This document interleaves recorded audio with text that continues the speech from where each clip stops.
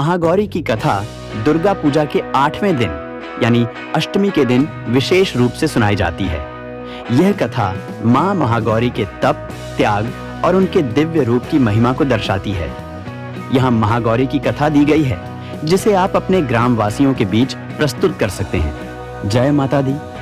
आज हम सब मां दुर्गा के 8वें रूप मां महागौरी की कथा सुनेंगे। मां महागौरी का यह रूप शांति, करुणा और पवित्रता का प्रतीक है। उनके रूप की महिमा ऐसी है कि उनकी उपासना से भक्तों के सभी पाप धुल जाते हैं और उन्हें जीवन में नई दिशा प्राप्त होती है। कथा के अनुसार जब मां पार्वती ने भगवान शिव को पति रूप में प्राप्त करने के लिए कठोर तपस्या की तो उन्होंने घोर तप में कई वर्षों तक तप किया। वह कठोर जंगलों में बिना भोजन और जल के ध्यानमग्न रही, जिससे उनके शरीर का रंग काला पड़ गया और वह अत्यंत दुर्बल हो गई। मां की तपस्या इतनी गहन और कठिन थी कि इस दौरान उन्हें कई कष्टों का सामना करना पड़ा।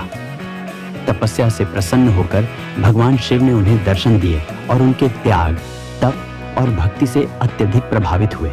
शिव जी ने मां पार्वती का तन स्पर्श कर उन्हें आशीर्वाद दिया, जिससे उनका शरीर एकदम प्रकाशमान और सुंदर हो गया।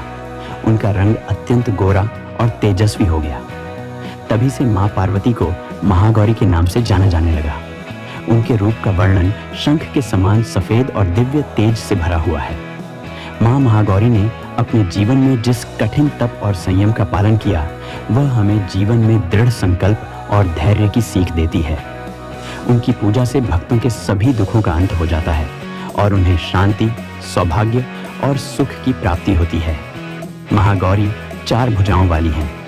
उनके एक हाथ में त्रिशूल और दूसरे हाथ में डमरू है, जो शक्ति और संगीत का प्रतीक है।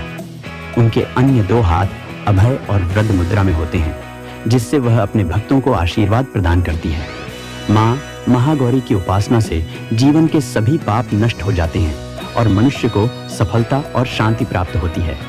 जिन लोगों की विवाह में बाधाएं होती हैं या जो जीवन में शांति और स्थिरता की कामना करते हैं, वे मां महागौरी की विशेष पूजा करते हैं। तो आज हमने मां महागौरी की महिमा और उनके तप की अद्भुत कथा सुनी। मां महागौरी की कृपा से हम सबके जीवन में सुख, शांति और समृद्धि आए।